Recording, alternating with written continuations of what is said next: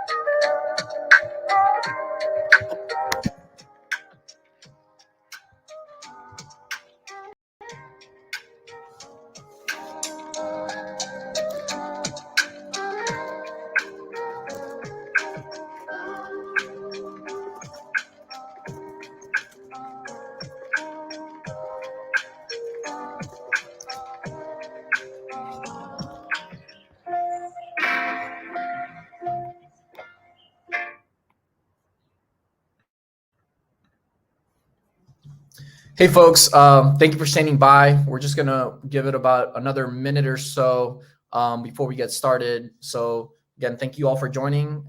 We'll get started on those creative best practices for YouTube in just a few. So again, please stand by. Thank you.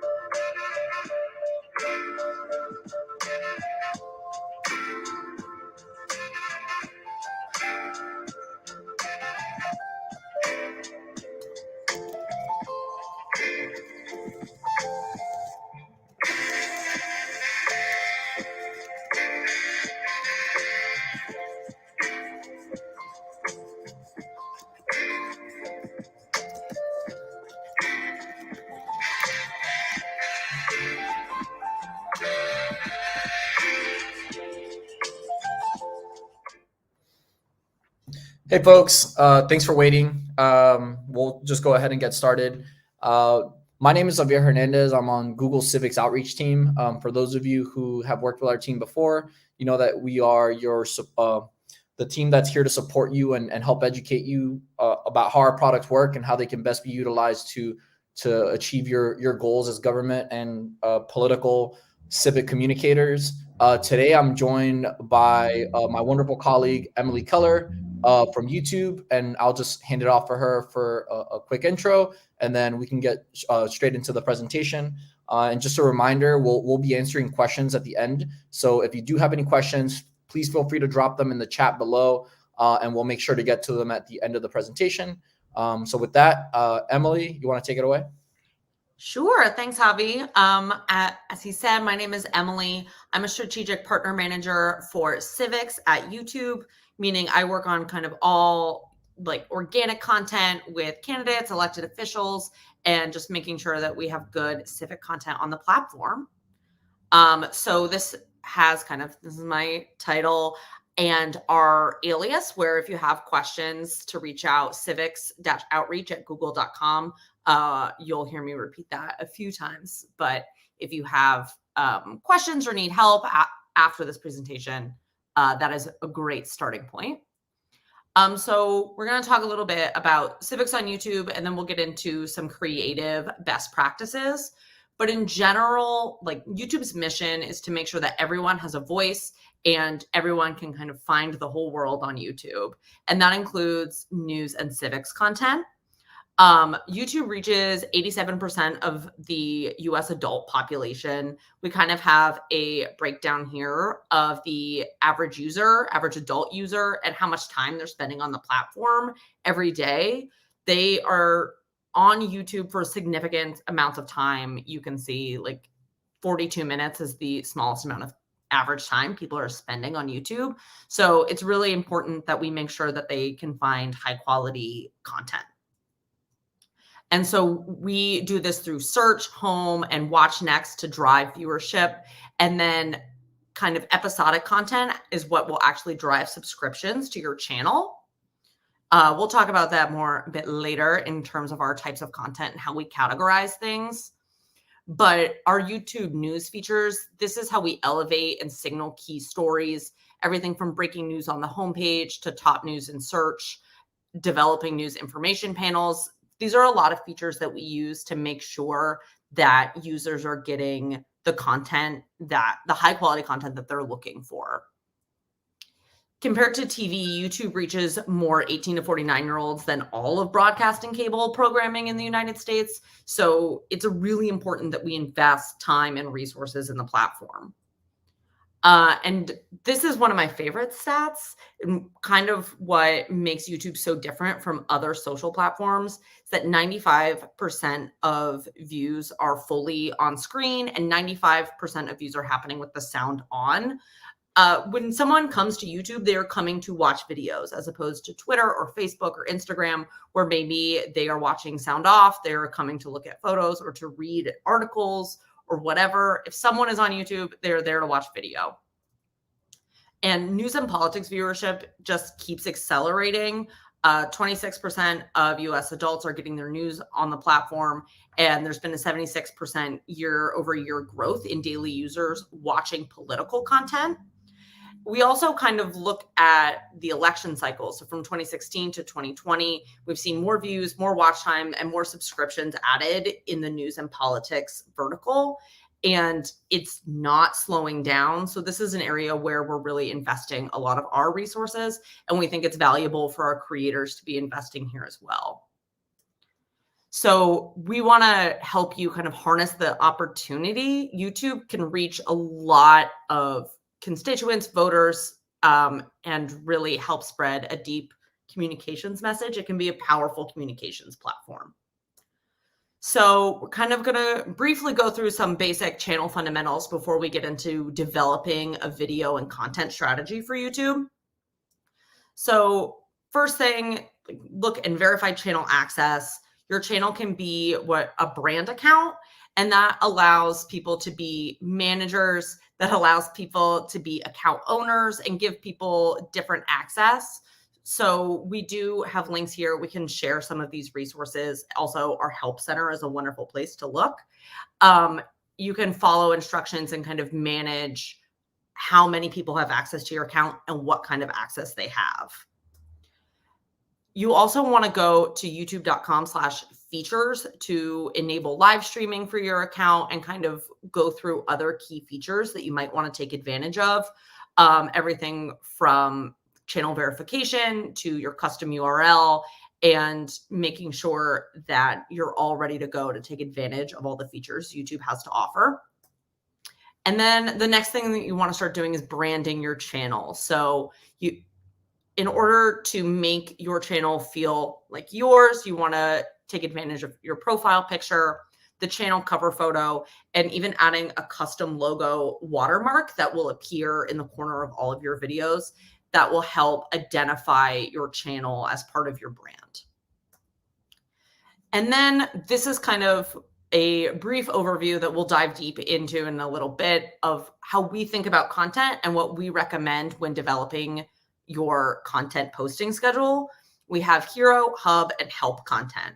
So we have kind of a suggested cadence, monthly, twice weekly, and then cyclical with the news. This is something that can easily be adapted based on the resources you have to commit to your YouTube channel. But in general, the rarest content, the hero content, is a highly produced video, maybe a collaboration with a creator or another public figure. This is more produced, and it is the kind of rarest type of content. Hub content is what we would kind of consider more episodic content. It's regularly scheduled, and this is the type of content that will drive subscribers to your channel. And it's a reason for them to keep coming back.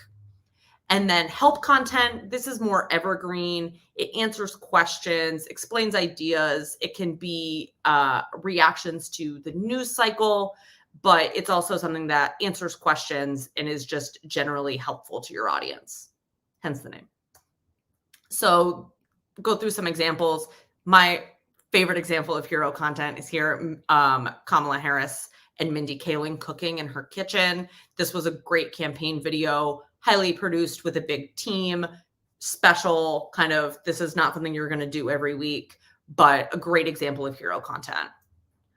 Hub content, like the White House is doing, this is a good video on demand, answering questions, something that you can have episode 1, episode 2, episode 3. This is a great example of hub content.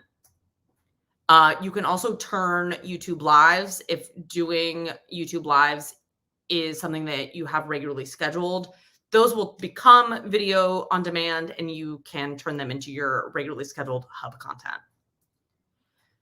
Help content, policy explainers, addressing current events, recapping big civics moments. So we have a few things over on the right here where it's like, how do I apply for unemployment benefits during the pandemic? How to access unemployment insurance, like these kind of videos that are answering questions. Great utilization of help content. So custom thumbnails and informative titles. There's one example here that I actually think is maybe not the best example. These thumbnails are really great. These titles are really information heavy. This is going to help people like click. Your click-through rate is going to be high. But I do recommend not repeating the title of your video in your thumbnail. Senator Sanders has done that. These are really high quality thumbnails. They capture interest. They feature the principle. But the title and your thumbnail are really the only two things you have to sell someone on clicking your video. You have this like limited real estate, and it's best to not repeat yourself. Use this real estate to your advantage and give as much information as possible within the title and the thumbnail. People always have a lot of questions on thumbnails. So if you have questions, like drop them below and we'll answer them at the end. A lot of people they always want to talk about thumbnails, and I understand they're very important. The other really important thing is to fully use all of your metadata. So your thumbnail, but really the title, the description, and the video tags. So we have our recommendations here on descriptions. This is always something people want to talk about. They can just be 2 to 3 sentences, nice and short and sweet. They can be a paragraph kind of later that's kind of, you can put on all your videos, platform statement. You can have a bio, but links to donate, to volunteer, to take action, whatever you're looking to drive people to do. And then also using hashtags and @ mentions to connect with topics and creators. And that will help surface your video to the people who are really looking for your content. Next recommendation is to organize your channel. So this is something that doesn't take very long, but people sometimes forget to do it. You can pick a channel trailer placement for people who come to your channel and are not subscribed and kind of have a big hero video autoplay. You can collect your content in playlists, choose what order those playlists appear on your page. You can have them appear horizontally, you can do a vertical list. Your channel page is really customizable, and you should make it reflect what you want people to see when they come to your YouTube channel. YouTube live streams, like this is a great way to grow both watch time and subscriptions. And it becomes a video on demand when you're done. So as I mentioned before, it's a great way to create hub content, but also like YouTube live really increases watch time, really increases a subscriber base.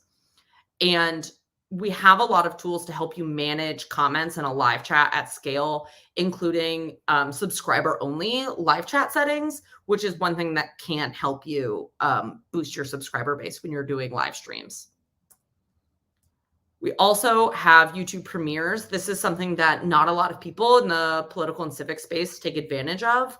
But if you have kind of a great piece of pre-produced content, you have a really lovely piece of hero content that you want to make an event out of, you can schedule a premiere. There will be a countdown. There will be a live chat. You can have the video link ahead of time to promo on your other social media platforms, and you can invite your subscribers and your viewers to watch the video with you in real time.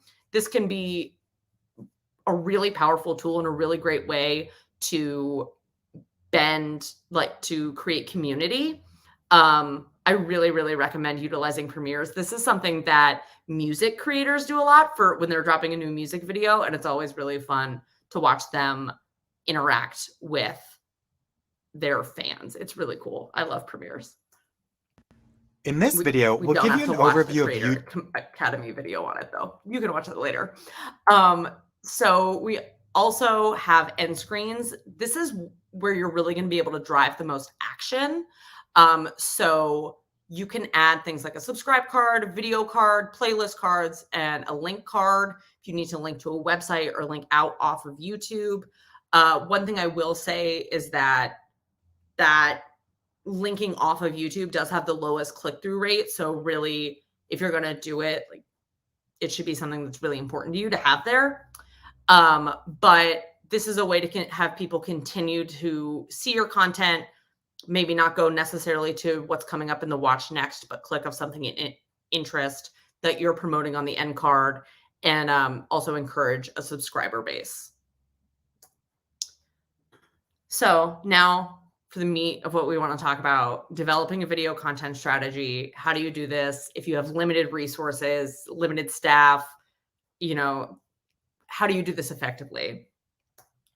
So we talk a lot about finding your why. Like, what is your mission on YouTube? Are you trying to just reach as many people as possible? Are you trying to generate support? Are you trying to inform people?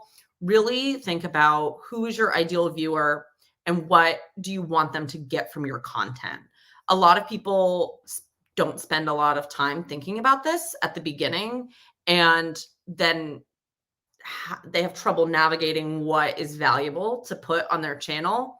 I think this is really important. I encourage creators and people to spend a lot of time thinking about this because it's going to help drive your video content. And then you want to look at your brand, like we talked about, your channel banner, your avatar, your channel trailer, and your playlist shelves. So these are the main elements that make up your channel page on YouTube. So the banner and the channel avatar, kind of self-explanatory. They're pretty similar to every other platform. Things that are different, your channel trailer. This can be a short video, nice piece of hero content. It is only displayed to unsubscribed viewers. So it's a really good way to kind of give someone the sense of your content and what they can expect from your channel and why they should subscribe. It's worth spending some time to really think about what you want your channel trailer to be. And then your playlist shelves, like what do you want to appear right up the top? Because these organize your content and they appear for subscribed viewers and unsubscribed viewers alike. So this organization, what do you think is the content that best showcases your channel? And make sure that is in your top playlist shelf.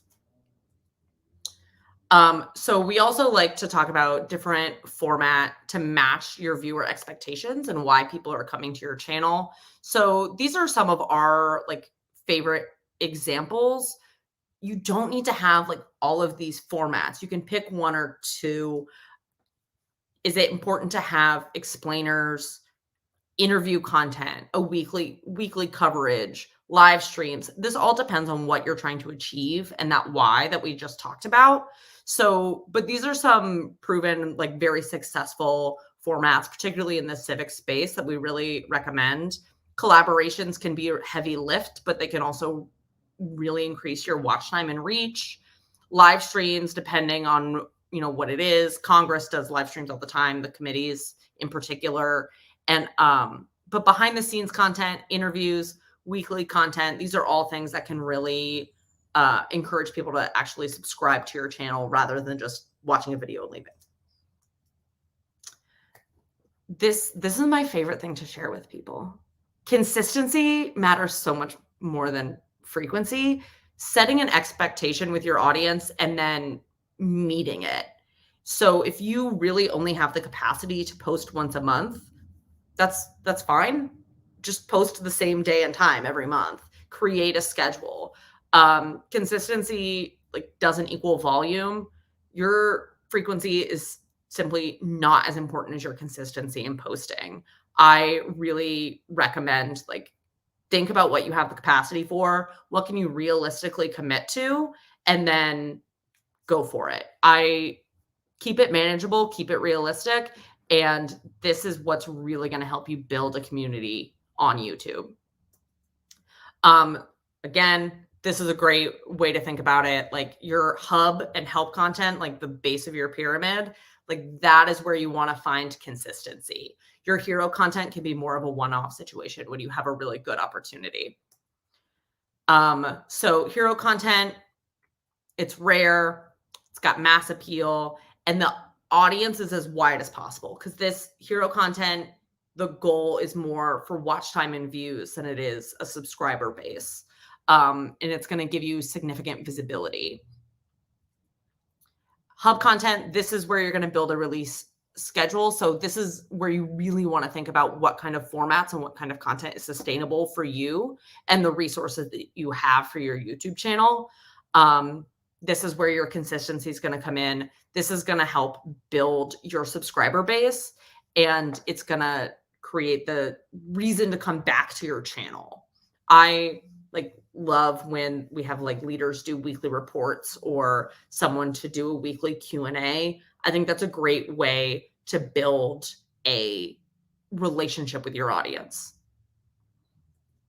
And then help content, kind of in between your hero and hub, evergreen topics, we're answering questions. This is going to have a broader appeal than your hub content, but maybe it's gonna appeal to a more casual viewer. So help content can also help answer popular search questions, like the Senator Sanders video about what is Medicare for All is a really good example of this. YouTube is not only the world's largest video search engine, it is the second largest search engine. Using tools like Google Trends and YouTube Analytics, you can find out what are people asking, what are the questions that need to be answered, and help content is a really good way to fill in answers to those questions. There's no reason, if someone is searching for your office or your boss, that your content shouldn't be the first thing that comes up. So if people are asking questions, you want to make sure that you're providing an answer. That is really the purpose of help content. So we have a few creation tips, mostly stay accessible. This is kind of our number one tip. YouTube is not television. It doesn't have to be as produced as television. I think a lot of times people get a little mystified by the platform. They think everything has to be filmed with a really fancy camera and mic and lighting, and something really casual can be a great way to kind of connect with your audience. So staying accessible is just our number one creation tip.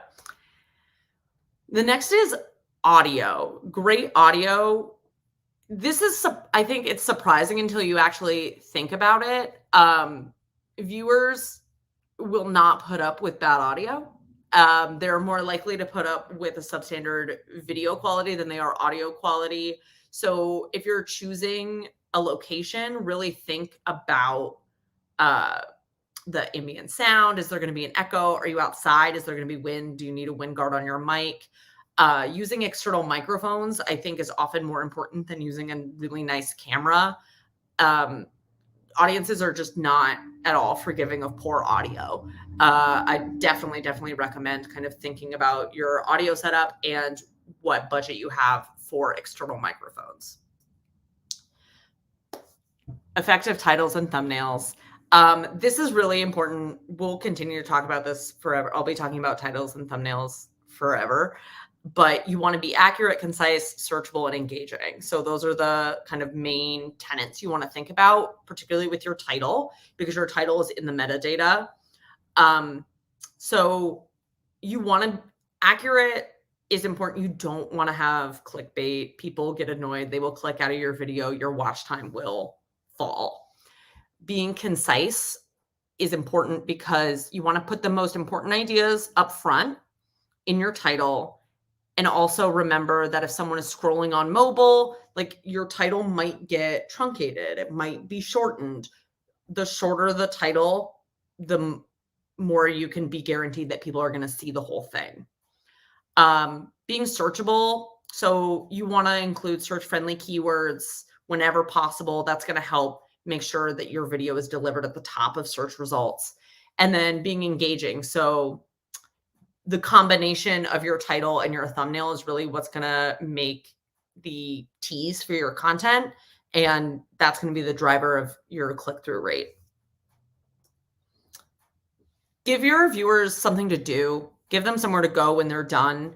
Otherwise, like, the platform is just going to serve them in the up next. So you want to have your end screen. You want to be able to give them somewhere to go to subscribe, to find more of your content, or even to link to your external website. And that can be really helpful. I love this example from the Booker campaign because they had him do a direct to camera to keep interest on the end screen and make it so that viewers wouldn't click out. This is also a really common practice with the late night hosts. I think like pretty much all of the late night hosts do kind of a direct to camera joke or something at the end of all their videos to keep viewer interest on the end screen so that they'll click one of the recommended videos. So this is an underutilized feature of YouTube by nearly everyone, but particularly in the civic space, is that you can create a conversation not on a video using the community tab. You can do text posts, you can share links, you can do polls, and that can help you cultivate your community, particularly if you've already cultivated a community elsewhere online. This is a really great way to help replicate that on your YouTube channel. Even if you don't have a regular video going up that day, you can do community posts and still communicate with your audience. So then you want to kind of test and learn and look at YouTube analytics to see how your content is performing. So this is something that you want to look at kind of 24-hour mark, 1 week, 1 month. YouTube content has a longer half-life than any other online content. So these are kind of the big analytics that I recommend looking at. Your impressions. That impressions on YouTube is how many times your thumbnail was shown to someone. So they found it in search. It appeared as a suggested video. If they saw your thumbnail, that counts as an impression. The click-through rate is obviously how many people clicked. So of those impressions, how many of them clicked and went onto the video and became a view. Your views. So this is really important. We make sure that video views are actual humans and not computer programs. So your public and internal facing view counts can be delayed because we do verify that they are legitimate views. And then I always like to look at traffic sources. So where are your viewers coming from? This will show you if they're coming from your Twitter account, if you posted a link, if they're coming from search, if they found you via up next, if they came from the subscriber tab. This is going to show you what is actually driving people to your content. And then watch time refers to the amount of time that viewers spend watching your content. And that'll give you a sense of what content is actually being watched as opposed to like clicked and then abandoned. So these are all really important things to help you kind of dive deep into your content. What are viewers responding to and what are they not responding to? So traffic sources, you can dive deep into traffic sources. So it breaks out individual locations where your content is surfaced, and from suggested, browse, YouTube search, notifications, like if they are subscribed and they've hit the little bell, you can then figure out where everyone's coming from. This page will like break down what the click-through rate was, how long they spent on the video. This is a really powerful source of information. And then this is my favorite recommendation, particularly for help content, is after you've kind of taken a dive into YouTube analytics, looking at Google Trends. Google Trends does allow you to look at web search, but it also allows you to filter by YouTube search. So you can see based on time period, based on geography, what are the related searches? If someone is searching for your name, for your boss's name, for your office, what other things are they searching for? What keywords? And then you can make sure that you are creating content that meets those keywords. And then if they're asking questions about you, you can be the channel that's providing an answer. This is, I think, like the best way to determine help content. 10 out of 10, can't recommend it more. Now we're going to talk about shorts. So this is kind of a new feature. Some of you may be familiar with this. Some of you maybe not. You've used it, haven't used it. I'm just going to give a brief rundown on shorts. And just a reminder, if you have any questions, you can drop them below. And when we're done, I'll answer some questions. So overview of shorts, it is bite-sized. It'll be something that, you know, you'll hear compared to TikTok or Instagram Reels. It is a very community-led section of YouTube. And it is vertical, and all the videos are 60 seconds or less. It's also heavily favored for mobile creation. This is something you can really create on your phone. So this is kind of a view of the shorts creation in the app.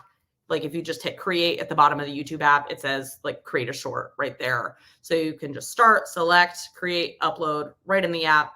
No need for any other software or tools. You can record. You can also upload. Like if you do want to upload a content from your hard drive as a short, that's definitely an option. But we do have really powerful mobile creation videos, like tools for shorts. You can edit as you go, all things that most people will be familiar with. You can change the speed of your footage. You can set a timer if you want to have something on a tripod, and you can add text over your video. All features that are pretty familiar to people. And you can also adjust your music, find an audio. You can pull it from another shorts. You can trim to exactly where you want, and you can do this all in the YouTube app. You can reimagine sounds very similar to TikTok, Instagram Reels, and you can explore from the audio pivots page. That is one feature that people are using to discover new content in the shorts tab. And then this is how people discover shorts. So there is a short shelf on the homepage in the app. They can find them in search, or they can find them on your channel. There's a shorts tab in the app now that delivers them vertically, full screen, sound on, and you swipe through just like on other platforms. So it's really intuitive. So these are a few, like explore. We have the audio pivot page. We have a channel pivot page. So if you're on a page for a creator, they'll have like a shorts shelf most times, and you can also search shorts by hashtag. So we have a few best practices. We're still working, like shorts is still a really new product, so we're learning more about it pretty much every day. But we do have a few best practices to recommend, and it's mostly just you don't have to post shorts all that frequently. Similar to your regular video on demand content, really think about your schedule and your audience and what you have the capacity for. There's no like upload threshold. There's no cadence that will particularly boost your channel. So this is really about what can you commit to with your resources. Where to post, you want to make sure that you don't want the shorts to feel completely separate from your channel. Some creators have chosen to create a second channel just for shorts.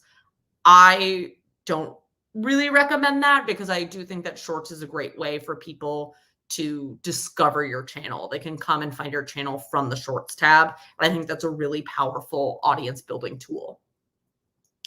And then just in general, shorts should be fun. There's a reason they're under 60 seconds. You can get really creative and just have a little fun, more casual content on shorts.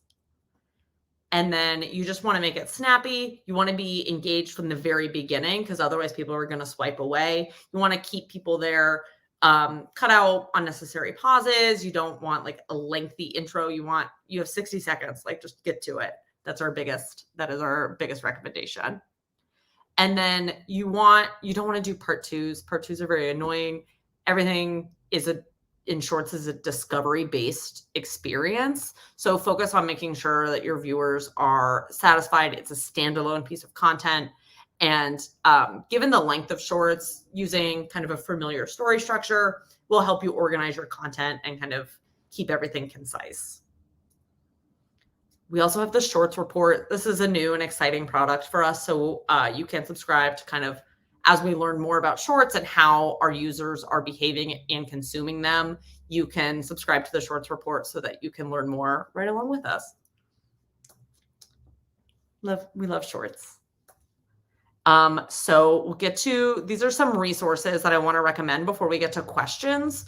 But our help center, our community guidelines, copyright monetization policies, what we're doing in terms of removals, I really do recommend just taking some time going through our help center. If you have questions, like everything is there. It's really well organized. I speak very highly of our help center. I send a link to the help center every single day.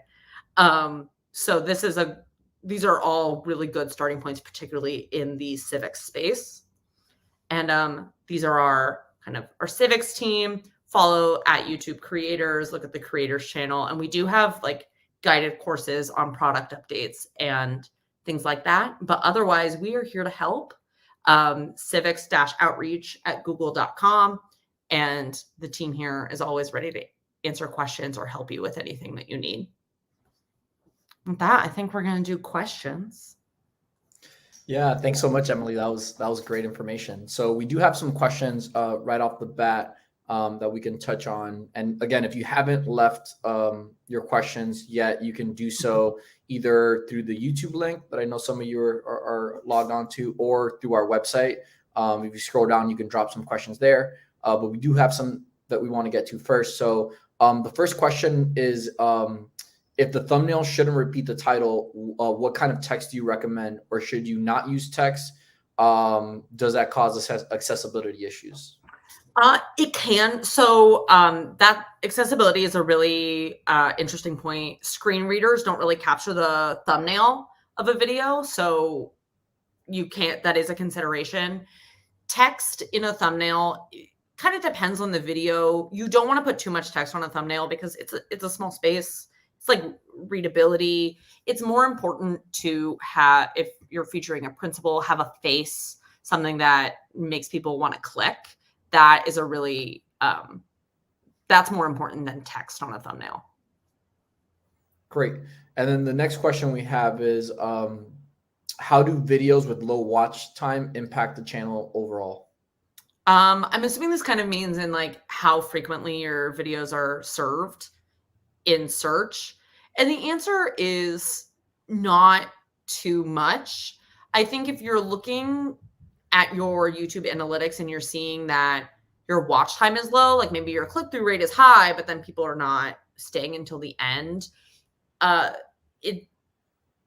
that would kind of be an indication to me that you want to think about what your title and thumbnail are indicating about your video and what is the reality of your video.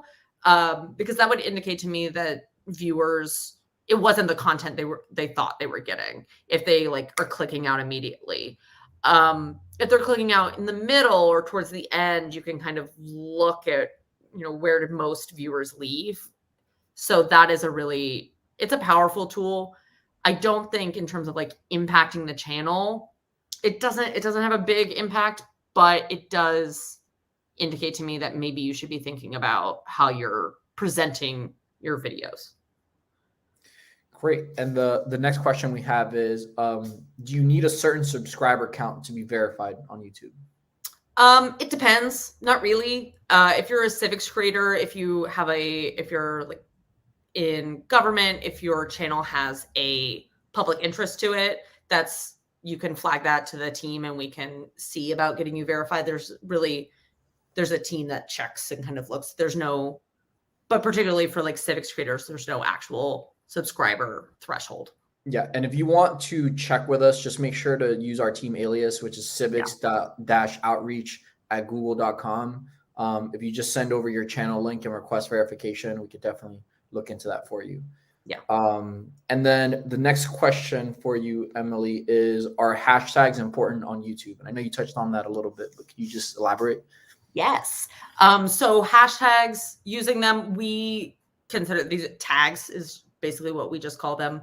The first 3 that you use in a video description are going to be those hashtags that appear above the video title on the video page, in between like the actual player and the title. Those are clickable to surface more videos on that topic. The late night hosts are really good at this. Like all the late night shows do this. They're very, very good about tagging their guests, tagging the show. And this is also used as metadata for your videos to serve in the like up next and related videos, but also in the search algorithm. Great. And then another question that we have here is, what is a good watch time percentage? So how much of the video are you shooting for viewers to tune in for? I mean, obviously, like the goal is 100% always. You want someone to stay until the very end. But I tend to think like if they're making it to your end card, you've created a really, really successful piece of content. Viewers on YouTube are, again, like they're coming to watch video. So it's not unheard of to have like really high like watch times and percentages. I think like hitting over 75 to 80% is a really good sign. Awesome. And then one additional question is, many years ago, we were told that the more links we placed in the description, the better, such as connections to other social media platforms and websites. Is that still the case? Links are still really powerful. Yes, we do recommend that in your kind of standard video description, you link out to your Twitter, your Facebook, your Instagram, your website. Yes, we definitely still recommend like placing a lot of links in the video description. Got it. And one final question we have here, which is, is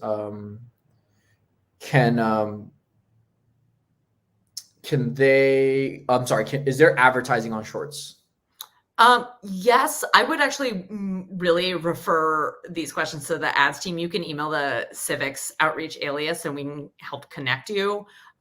It's still very, very new. And as far as I'm aware, there's been no like civics or news creator that has like talked about advertising on shorts yet. Awesome. Yeah. And actually, I do have one additional question for you, Emily. Can you talk a little bit about the strategy behind collaborating with other content creators on YouTube to kind of build your channel up? Yeah, collaborations are a really, really powerful tool, and we love to like help facilitate them. This is something that you want to look at like the Venn diagram of your audience and the audience you're trying to reach and find kind of like a sweet creator with a sweet spot. If you're trying to break beyond a political audience, maybe you want to like talk to a gaming creator, a cooking creator, or a beauty creator, or someone with some other kind of niche focus, depending on what you want to talk about. But generally these collabs, people will ask for a video on both channels, help reach both audiences and grow both channels. And just being thoughtful about what is the goal. Like, I try to discourage collabs just for collabs, but there can be some really powerful conversations that can happen, and it can really help expand your audience and gain new subscribers for your channel. It's a really fun way to kind of reach a new audience. Awesome. I think that's all the questions that we have right now. Just do a quick look over. Yeah, I think that's all the questions we have right now. So I think with that, we'll close it out. Again, thank you so much, Emily, for sharing all this really useful information. For those of you that are tuned in, if you have any follow-up questions or anything that you want to action on after this presentation, and whether that's getting your channel verified or anything, receiving any of these resources, please make sure to email us at civics-outreach@google.com. That's our team alias, and that's going to be your first stop for anything product related from our team.